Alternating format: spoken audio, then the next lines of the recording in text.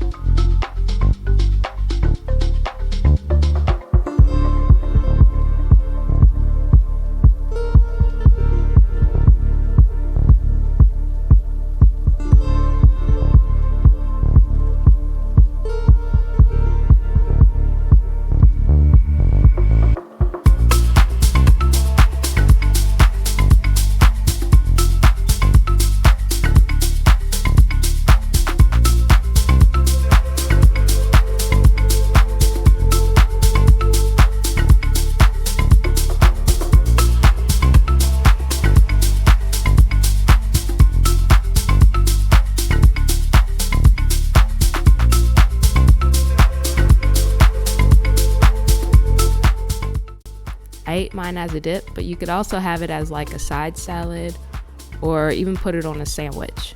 The salad was surprisingly good.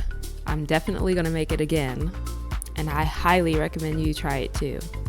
I'll see you next Thursday. Bye!